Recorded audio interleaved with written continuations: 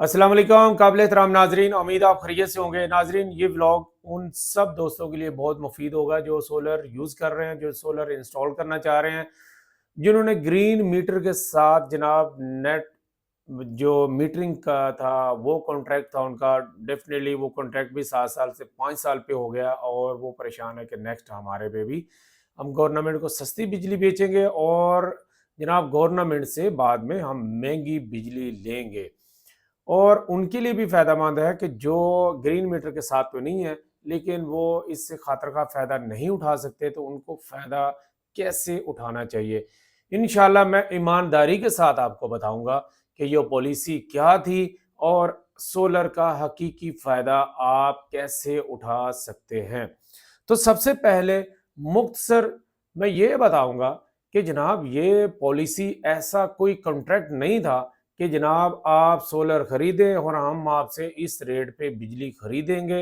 ऐसा कोई गवर्नमेंट का आपके साथ कॉन्ट्रैक्ट नहीं था। बेसिकली एक ये बिजनेस था।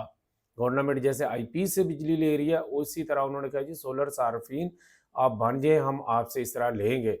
लेकिन जो मेरी एनालिसिस है, जो मैं समझता हूँ कि ये बहुत ज़्यादा मीडिया पे आप देखें तो हर बंदा ये कह रहा है कि जनाब गरीब के साथ बड़ा जुल्म हुआ है, गवर्नमेंट ने बहुत जुल्म किया है।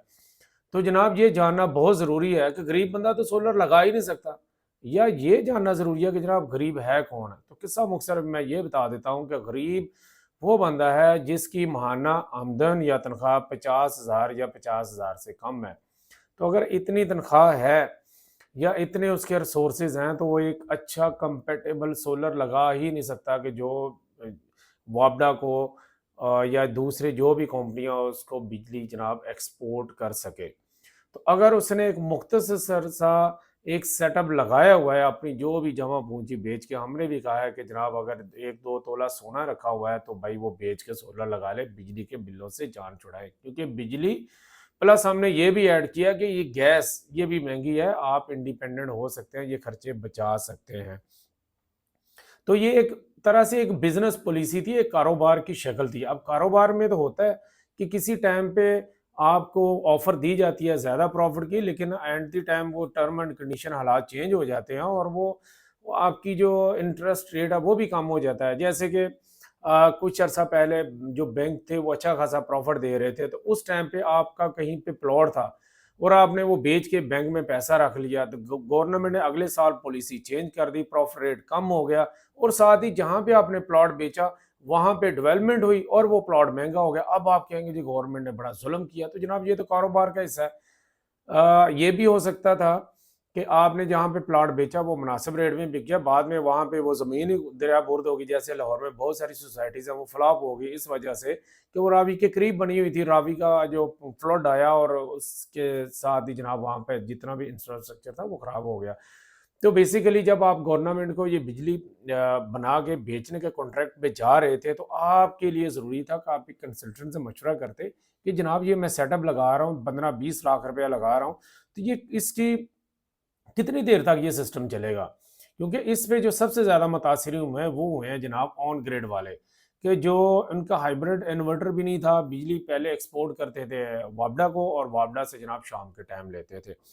तो खैर वो भी अपनी जो इसकी सेटिंग है उसको बेहतर करें। मैं तो ये समझता हूँ कि उन्होंने दानिशमंदी का सबूत नहीं दिया, उनको ज़रूर सोचना चाहिए था कि आने वाले वक्त में जैसे सोलर है तो मे भी 10-12 साल बाद कोई ऐसी टेक्नोलॉजी आ जाएगी जो सोलर से भी बेहतर हो।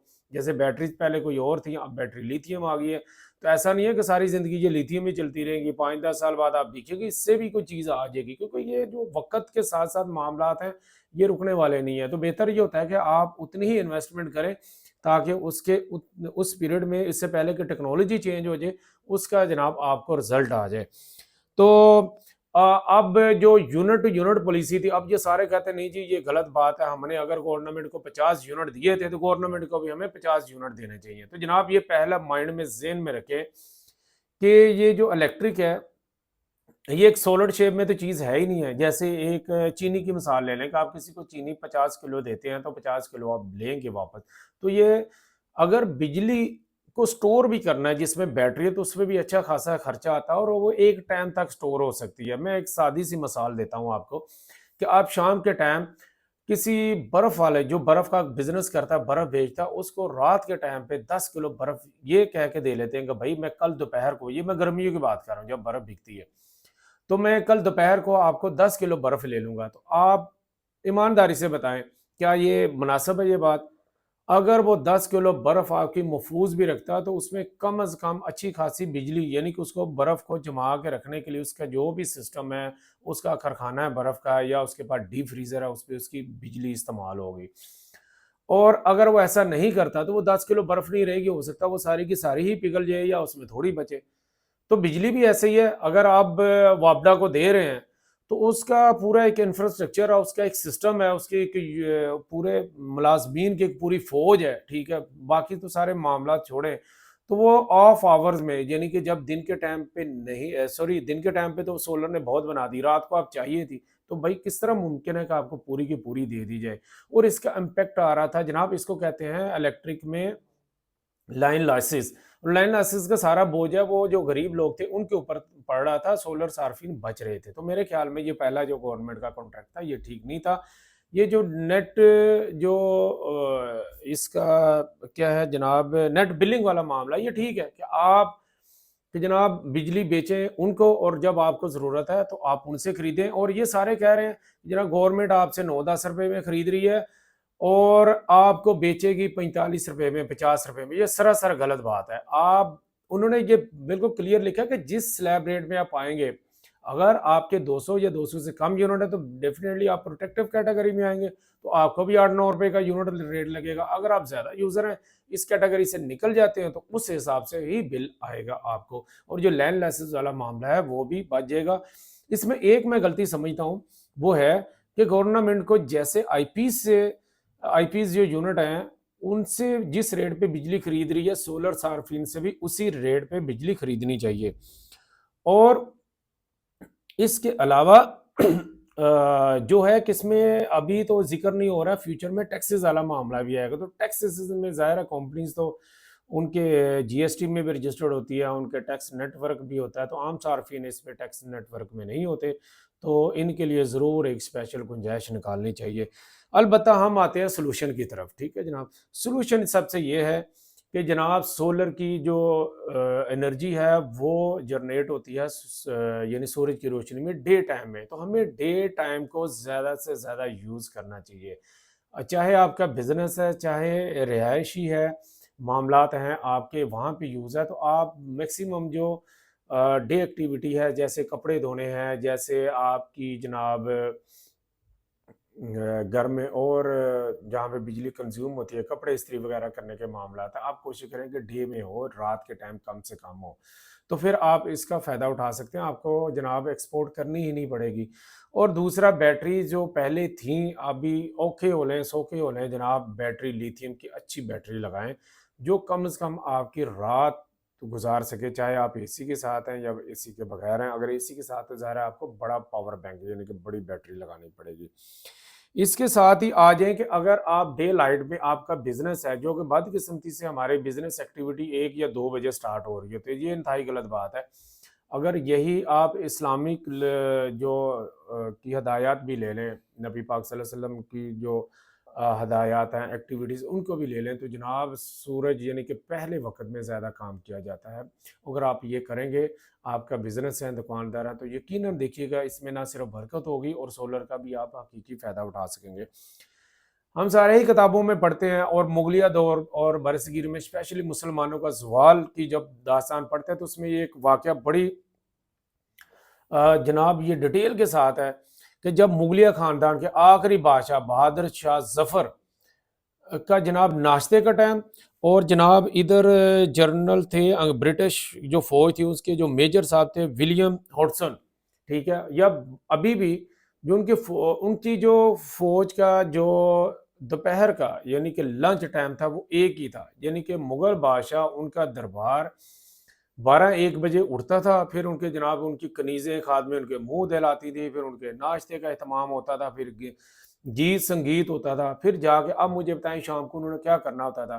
اسی ٹائم پہ وہاں سے جو قابض فوج تھی جو ان کے بیسک انتظامات کو چلا رہی تھی، تو وہ جناب دوپہر کا کھانا کھا چکے تھے. دوپہر کے کھانے کا مطلب ہے کہ وہ صبح 6 بجے اٹھتے تھے, 7 بجے آفس آ جاتے تھے, آفس کی ساری ورکنگ ہو جاتی تھی.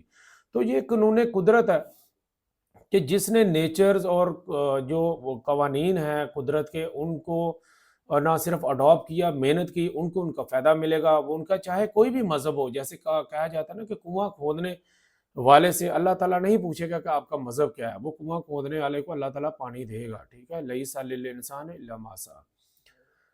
تو اس قانون فطرت کے تحت آپ کی ایک تو نہ صرف روٹین بہتر ہو جائے گی, آپ کا سولر کا جو آپ اس سے فائدہ اٹھا سکیں گے, بلکہ آپ کی صحت میں بھی اس کے اچھے جو ہیں وہ اثرات مرتب ہوں گے. اور رہی بات رات کی, تو رات کو آپ جناب سوئیں. ابھی بدقسمتی سے ہماری مارکیٹس میں اگر گورنمنٹ سختی کرے کہ جناب آپ دکانیں یا بزنس شام کے ٹائم جلدی بند کر دیں, تو آپ کو پتہ ہی ہے کہ کیا جناب واہ ویلا شروع ہو جاتا ہے اور کوئی مانتا نہیں ہے. اور آپ مانے نہ مانے, اس ٹائم پہ جو سپر پاور کنٹری ہے وہ امریکہ, اور امریکہ اگر آپ کا کوئی جاننے والا وہاں پہ ہے یا آپ خود گئے ہوں گے, تو جناب وہاں سے بزنس آلموسٹ سن سیٹ کے ساتھ جو گورنمنٹ نے ایک ٹائم دیا ہوا ہے اس کے ساتھ ہی کلوز ہو جاتے ہیں. اس کے بعد صرف کھانے پینے کے کیفے اور یہ دوسرے معاملات ہیں وہ چلتے ہیں. بزنس ایکٹیویٹی وہ ڈے لائٹ میں ہی میکسیمم کرتے ہیں. تو اگر ہم یہ کریں تو ہم نہ صرف انرجی کے بحران سے گزر جائیں اور سولر سے واقعی ہم فائدہ اٹھائیں. تو یہ آپ فائدہ ضرور اٹھائیں, اپنی روٹین چینج کریں, بیک اپ مین کے اپنی بیٹریز اچھی انسٹال کر لیں, انشاءاللہ آپ کو سولر کا فائدہ ہوگا. اور بلکہ آپ یہ لگوائیں, یہ امپورٹ ایکسپورٹ نیٹ میٹرنگ اور یہ ساری جو آپ کی خام خواہ اپنی انرجی ضائع کریں, اس پریشانی سے نکل جائے. امید ہے میری یہ باتیں, یہ بے ترتیب باتیں آپ کے لیے فائدہ مند ہوگی. اپنا بہت زیادہ خیال رکھیے گا. پاکستان زندہ باد.